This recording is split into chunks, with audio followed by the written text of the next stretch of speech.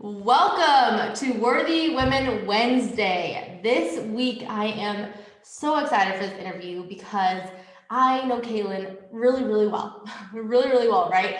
And so I know I say this all the time, but I'm excited about this interview. But Cailin is someone who's really special to me. She's been in my coaching program for the last year, so I've actually been personally invested in seeing her grow and show up so powerfully this year and using her voice not only with her amazing 7-year-old daughter, but also, also out in the world and on her Facebook and using her voice and realizing that it matters. And so I'm so excited for my audience to get to know you and hear more of your story. Well, hi. Glad that I could be here today. It's pretty exciting. Yeah, definitely, because your voice matters, and I'm so excited. So I would love to start off with just hearing a little bit about your story. Whatever you feel comfortable sharing, I would love to hear that, and then we'll go from there, and I'll ask some more questions. Okay, well, I guess my story began as young as I can remember, and it went on until I was about 11, 12 years old, and it held me back a lot. It held me back at school, socially. I was depressed, and I didn't know it at that age. And then at the age 15, I told my mom what had been going on with the sexual abuse, and that was the beginning of my healing journey, although I didn't really actively help myself until I was probably 18, 19. I was just going along with the motion of, okay, I should go see someone, I should talk about it. And then I had my daughter, and that life just changed completely. I just had a purpose, and I wanted to be better. I wanted to do better for her. I wanted her to have better. And that was my main thing that started me. Yeah, that's amazing. Thank you for sharing about your story. Because in that, so you said that you actually shared first, right? You spoke up and told your mom. Yeah, she had some suspicions, so she had mentioned it to me a couple of times. I guess, just making sure no one was doing things that they shouldn't be doing. And at 15, I couldn't hold it in anymore. It was physically making me sick. Yeah, exactly. So she tried to probably talk to you about it, but what ultimately made you feel like you couldn't share it until 15? Because I know you said she said something, but then you didn't share it back, or you didn't say, yes, this is happening. I mean, I can relate to that in my own story. No one personally asked me, but they asked me how I was doing, and I was like, I'm fine, I'm good. And that was the short answer, right? Yes, exactly. Yeah. Because it was a family member, I guess I was confused at, is this normal? I assume that this is what everyone in there, it's just, and it took me that while to be like, oh, I didn't do anything wrong. I felt like I had done something wrong for such a long time. And I held on to that guilt and that shame. And I did not want to talk about that at all. Yeah, exactly. Because when it happens to a family member or with a family member, oftentimes, I don't know about you, but for me, I grew up hearing that family sticks up for each other no matter what. And so what was it like? Did you ever hear anything about stranger danger or anything like that you're like, okay, strangers can hurt me, but not my family? Because I know that was my mindset. Yes, that was my mindset too. I thought, family looked out for each other. That's, you love each other, you care for each other, you support each other. And I don't know, dobbing on that person just felt really wrong as well, because family. Yeah, exactly. So dobbing, I assume, means telling on that person. Right. I love it. So Cailin's from Australia, and so there's some words that I'm always like, I assume that I can fill in the blank with this, but I always want to ask you to make sure that that's the right translation. I love that. So good. I get to learn a little bit of Australian slang. It's awesome. So your abuse really started at a really young age, Cailin. And so did you always have like the memories, or was there a point in your life where you just completely cut those out and just try to move forward without thinking about it, talking about it? Yes, when I was about 14, I would go out drinking every weekend. Such a young age. I look at it now and I'm like, wow, I do not ever want my daughter to do that. But I don't know, it helped me numb all the feelings and the thoughts, the memories, the flashbacks. And it was a survival thing. But it didn't last for too long. Like, I was only doing it for about a year and a half, and then I got quite sick. So I just had to take that time. And it was good because, I don't want to go down that path. Yeah. And so, so many of us go to drinking or doing other things to cope with that. And so did you ever feel guilty about that part of just like drinking so much? You're like, why am I doing this? I've always was like, that's not me. But I did the same thing at that young age. Yeah. I knew it was wrong. I knew, when you see kids running around drunk on the weekends, you think, oh, where are their parents, And I don't know where my mind was at. You're so young at that age as well. I just wanted to have fun. That was really forget the pain. No, and I love that you said that, like that was just a coping mechanism you used. And really at that point, like that's how you were fighting for yourself. The only way you knew how was using alcohol. And the reason why I asked if you felt guilty about it is because oftentimes like our coping mechanisms, we beat up on ourselves for those too. Even after the abuse is done, usually there's something that you self-harm or you do to cope. And then I remember just being like, well, why in the world would I do that stuff? That's not me. And I beat up on myself for that too. So like in that beating up and in that harshness, how did you start transitioning into actually showing up for yourself? Because you said like 18 years old, you started to realize that it wasn't your fault. Yeah, I think that's when I didn't have so much shame around it anymore. I was able to talk about it. And, I would tell some people and they wouldn't believe me, and then they'd tell other people and they'd be like, oh, wow. But I never, it wasn't for that sympathy. I just sort of wanted to wait because I was having a very hard time in my own life. I couldn't, like with my social groups, I was just all over the place. So it was sort of a way to sort of open up and let them know that, hey, I'm dealing with some stuff as well. But sometimes it didn't go down too well. But and then I intentionally went into counseling and wanted to heal and wanted to get over it and try and live somewhat of a normal life, Yeah. That's incredible that you were even able to share that with your friends, that something wasn't working for you. At 18 years old, that's incredible that you were already such a leader in that. Because when you shared your story, did you have anyone also share theirs with you? Yes, I had quite a lot of friends and just, people that let me know that they've been in a similar situation. And it was quite healing, really, to just have that connection with someone else. Do you feel like you were alone, like after so many years of keeping it inside and feeling probably lonely? Did you feel you're like, oh, I'm not the only one? Yes, definitely. That was definitely a nice feeling. And I guess it sort of created like a bit of a bond and you were a bit closer in that sense.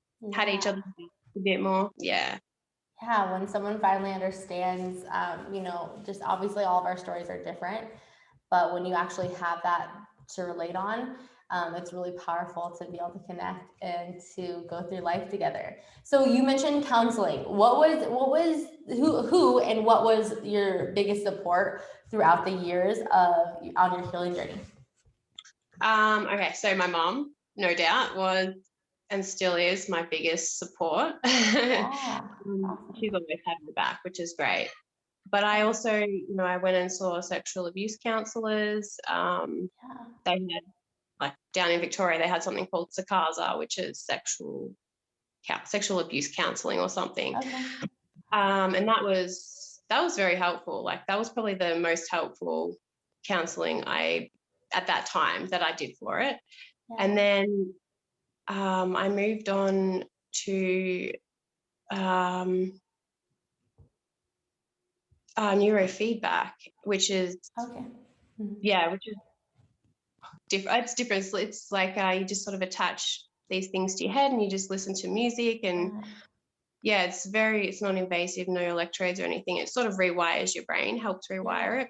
That really helped me just get back onto the path. Like I had no expectations when I tried it. I was actually like, it was a waste of time. Right.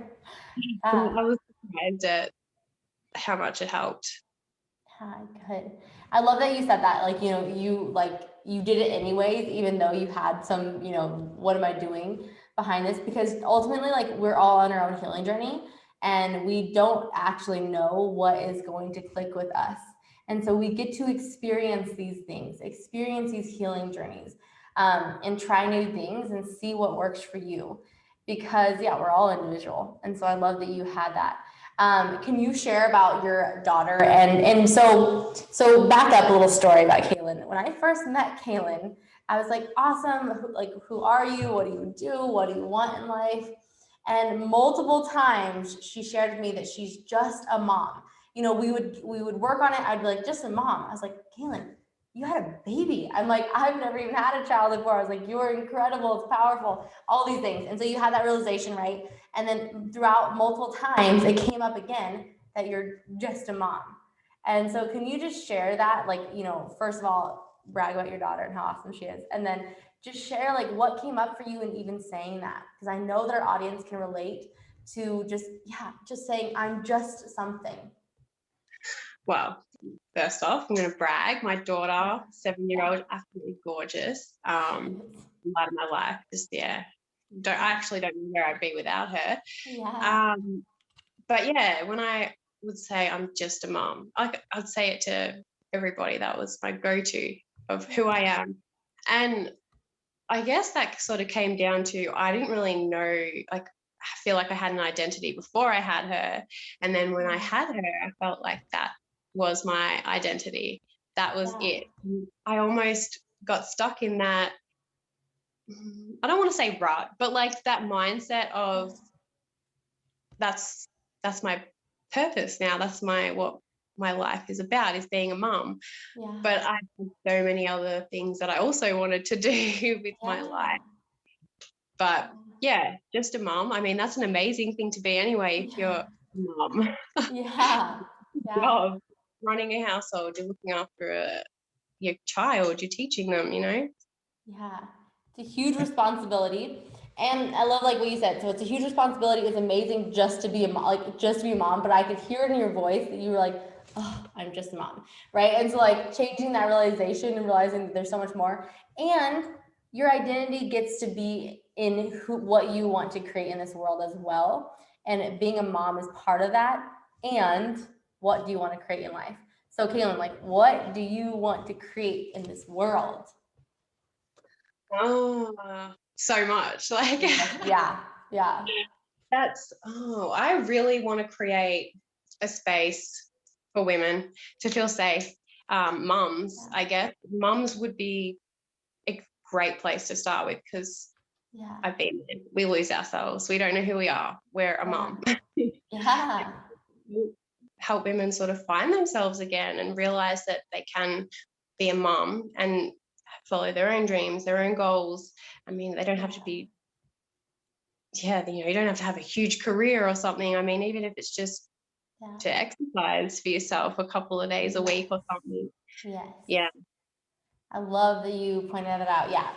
Cailin gets to support moms in their healing journey and also just realizing how powerful they are as moms and that your voice matters.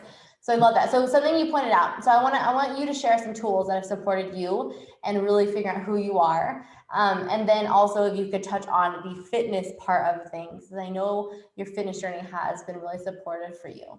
So can you just share on like what has actually made you realize how powerful you are?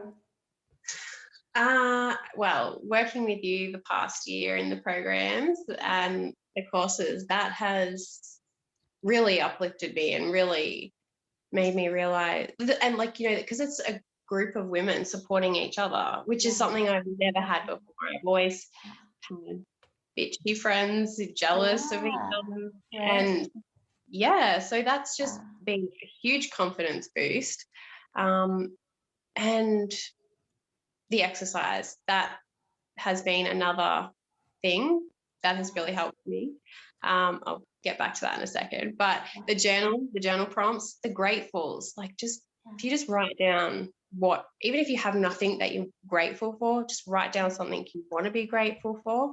And it just sort of somehow gives you that oomph. Eventually, it might not work straight away. It's not an instant thing. Yeah. Yeah.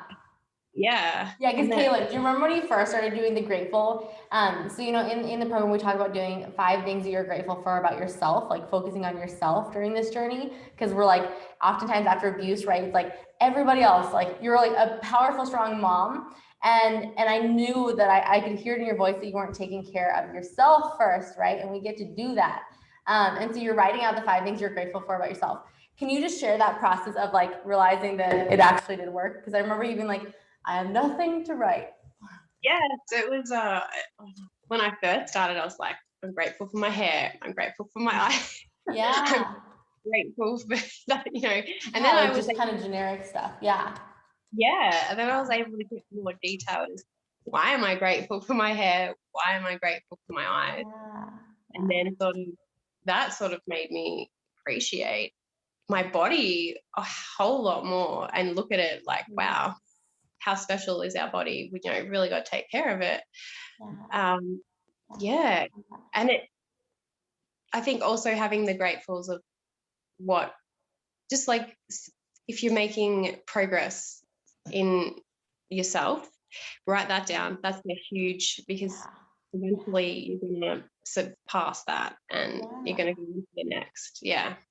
Yeah, I love that. Like you said, like when we're doing something amazing or we've had some kind of achievement or we're just on our healing journey, oftentimes we just blow over the achievements, we blow over those things and we're like, okay, I'm not, like we're so hard on ourselves sometimes, right?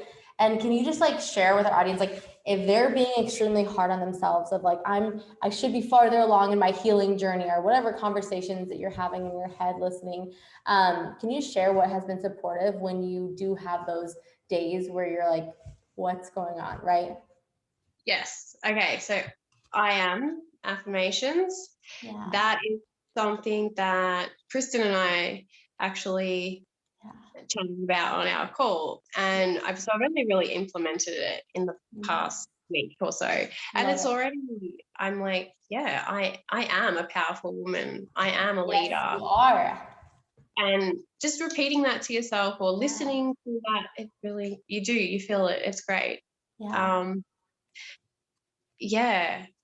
think, sorry, I've forgotten the question. No, you're good. But like, it's because like you said, and it's not just like once or twice to do these things. Can you just speak on like how your journey has been and how you have been consistently showing up and seeing results? And just to encourage our audience to not give up, because I know that right now there's a lot of things going on in this world and it's easy to look at all the negative things going on. But how can you show up for yourself first and stay consistent with showing up for yourself right now?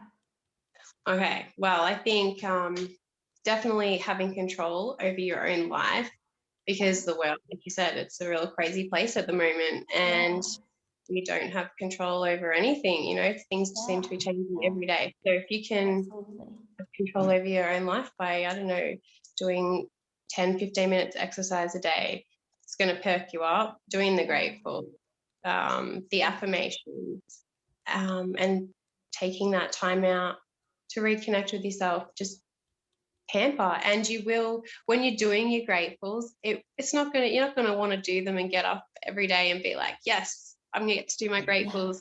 Yeah.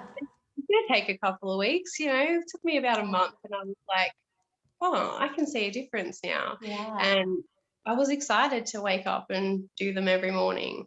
And just that dedication, stay committed. I mean, within 6 months, you're going to see such a huge difference. And really, if you look at it, I mean, if you 6 months down the track and you haven't started anything, you get what I mean. It's Yeah. No, it's like, because it's like in months from now, you're going to be grateful that you started something today, whether that seems like big or small. Because like you said, like the grateful post, probably for you at first, you're like, that's simple. That's, that's not going to support me. But you did it anyways. Because oftentimes, we get in our heads that this isn't going to work. This is never going to work for me. I'm always going to have to be in pain for my painful, like, past experiences. But you get to show up for yourself anyways, no matter how you feel that day. And so, like, on the days, Cailin, that you don't feel like showing up, and on the days that seem extremely hard, what works for you? The 5-second rule that, 5, 3, 2, 1, do it. Yeah. Just take action right away. Don't think Yeah, about like, it. tell people about that rule, because it's a super powerful rule. Yes. Okay, so you got to take action within 5 seconds, because if you sit there and you think about it for any longer, you're not going to do it. So think about it, count down from 5 to 1 and do it. Just get up and do it. And you're gonna feel better. And it's from a lady, I can't remember her name, and I Mel cannot Robbins, remember. Yeah, Mel Robbins. I literally had a brain freeze. Yeah, the 5-second rule, right? Yeah. That one. Yes, that's it. And it's great. I mean, it works, and it's worked for, it works for you. It works for heaps of people. Yeah. Because I always bring that up in any of my groups, because, we want to do these things, right? It's like, you're like, I want to be on the bike. I want to go swimming. I want to do these things. But our minds are trained to program us to feel negative. And so we get to trick our brains, right? It's about just like rewiring our brains. And in 5 seconds, we choose to do something or not to do something. And so if you can choose, like, 5, 4, 3, 2, 1, do it, take some kind of action. What have you, like, what example can you use to even share with our audience of how that has supported you? Okay, this is a really simple, but when it is too cold to get in the pool, I will get in there and I'll just 5, 4, 3, 2, 1 and go. It works. I mean, even honestly, dishes, housework, I don't want to do that most days. But it helps with productivity a lot, I think. Yeah, it's like everything, right? There, you can use this rule, like, no matter what it is. I use it to get up and out of bed in the mornings. Like, when I want to stay in bed, push the snooze button. I'm like, nope, 5, 4, 3, 2, 1, jump out of bed. Let's go. Let's start. So I love that that has supported you. And earlier you mentioned just like the community, having community of women who are actually cheering you on. So oftentimes, like, for whatever reason, and whoever told us that we had to compare ourselves to each other or judge somebody else, that simply does not work. And you don't know their story, right? And so when we compare, when we judge ourselves, like, we're not even giving them space to even get to know them. And so how has that, like, changed for you over the years of actually finding a community of women who are cheering you on like none other? It's definitely changed my mindset. Like, I honestly I never got along with females. I just, I wouldn't even try to have friendships with females, and I'd have that, I can't be bothered. And now I've got that, I'm excited to have them. I never thought I would have that support. And I mean, to love on each other and to not judge, because we all have a story. Every single one of us has a story. There's always a reason we act the way we do, we say the things we do, whatever. There's something to it. And just to love on each other. And I mean, we all have quirks as well. We all are so self-conscious. To love on each other for those quirks and everything is great. Yeah, it's been so amazing too, because I can relate to not wanting to be around females, because exactly the same thing. I was like, well, they're all rude and they're all, whatever it is. And I had that in my head. And so I was like, no, I get to create something different, because when we have that in our head, then we're going to attract people who are those things, right? And for whatever reason it is, like, it's not like we get to judge them for that. Maybe they just haven't been through their healing journey, and something inside of them is causing them to show up in this world with pain, and to reflect that on others. So it's not about comparing ourselves, but in that, how did you even decide to, for one, financially invest in yourself? So you financially invested in yourself in my programs, and you continue to do it after the year long, and you're doing it for the next year. And so can you share with our audience, like, what that mindset shift was even about, like when you're like, I get to financially invest in myself, and then we'll go on to time-wise also investing in yourself. I think I was just ready. I was at that point. I wanted to make a change. I didn't like not having a proper routine. I was hating on myself. I was hating on how I looked. I hated my body, all of that. I wasn't eating healthy. And I was like, I need to make a change. And then financially investing in myself gave me that extra oomph because I did financially invest. So, yeah. Yeah, it's like when you pay attention. And so I love that you were willing to do that for yourself and to show up in that way. Because so we met online, right? So I think we met on an abuse page. Was that where we first met? Yeah. And so like to encourage our audience who are listening, how can they find a community like you've found?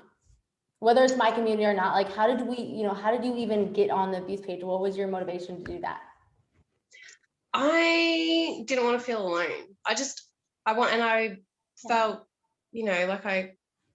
like I wanted to give advice because I'm sure there was people, I know now, but at the time I was like, I'm sure there's people that are in the same mindset that I was in 5 years ago. So just a little piece of advice to help, just help one person at least. And then also for myself, I was like, I felt very alone. I was starting to get back into that whole mindset of, I'm alone in this. And he reached out to me and it really worked out really well. So you chose into that, right? You felt the loneliness. And so if anyone's feeling that loneliness is a choice. And so you chose to show up, and we can get in our heads. It's like, oh, it's virtually online. They're not here with me in person, but it's actually still a really powerful connection, right? Like I feel like I know you really well. Yes, I get to come to Australia and meet you in person as well. But like, can you just speak on that, like how that has been supportive to have like these virtual connections and to support anyone who maybe are sitting on their couch listening to this and feeling super lonely on how to get connected?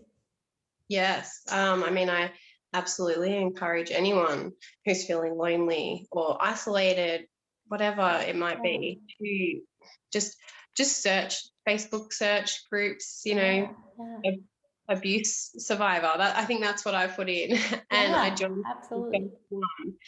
And I scrolled through just reading other people's stories, and I was like, oh wow, I've come a long way. I'm not not where I used to be. So it was nice to see. It was encouraging to know that I had made progress as well. Love that. that. I encourage anyone to just sort of take that step and just search, like, what are you looking for? It's all on Facebook or Google, whatever it is. Like, just do something tonight. Like, you don't have to put it off. Do something after this interview. Also, you get to connect with Cailin. Cailin is an amazing coach and resource to support you on your healing journey. And so you get to connect with her. Is Facebook Messenger the best way to connect with you? Yes, I would love people to send me a message. I'd love to, have a chat and if you're lonely, have a chat. You're not alone. There's great community out there of women that are, happy to support you and listen and just love on you. We get people to listen to us, right? So for so long, probably, Cailin, did you have that community who was just willing to listen and be there for you and make you feel seen? No, not before our group. No. You get to have that because that makes a huge transformation. And like you said earlier too, it's like, so you went on those groups to support other people at that point. And so it's like, while you're supporting other people, it's like the best healing journey that you get to go on as well. Because like when you're showing up for others, you also get to show up for yourself in those ways. And so just as a coach, how have you like transformed your own life in supporting others now? Well, I'll tell anybody if you feeling flat, you don't have energy, just put 15 minutes of exercise in, make that time. Yeah. And I know I said that so many times, but that was a huge game changer for me.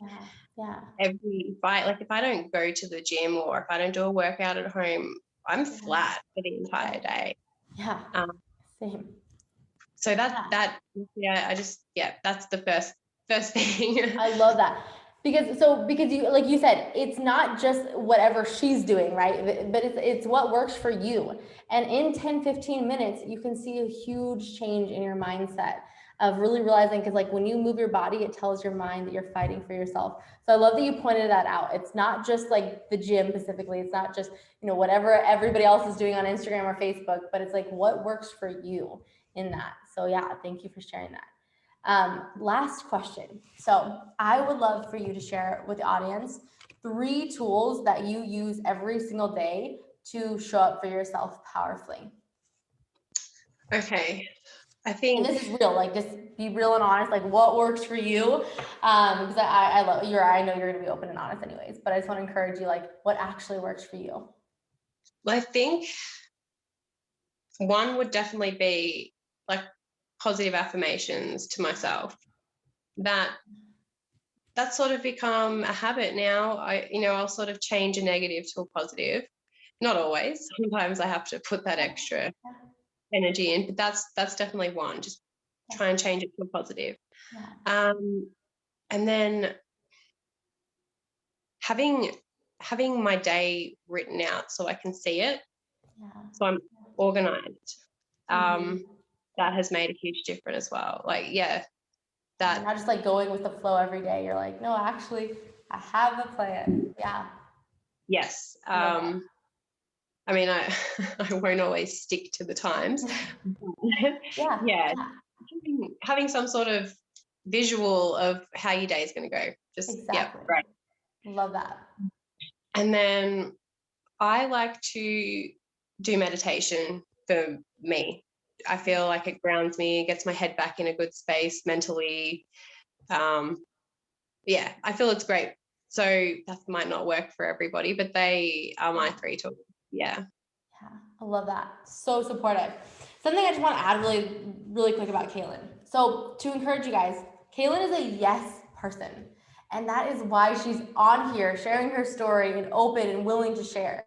Because for instance, I had someone scheduled for this interview and they had to postpone. I wanted to share Cailin's story for a long time. I asked her yesterday like night probably, to be on this interview. And Cailin's like, yes, let's go. And so to encourage you guys on here, you get to be yes people. You get to actually go out and do the things. Because were you like nervous at all to do this interview? Yes, I was very like, oh, wait, that's tomorrow. That's so soon. Right? Sure. Yeah, but you said yes anyways. So to encourage our audience, you get to lean into the uncomfortability, right? And lean into the nervousness and do it anyways. And so Cailin, that's what I'm so proud about you for, is just being willing to do it anyways and say yes. And so I cannot wait to see what this year brings, and I'm really excited. So thank you for being on this interview. Thanks for having me. It's been great. Of course. Have a good rest of your day. Bye. Yeah.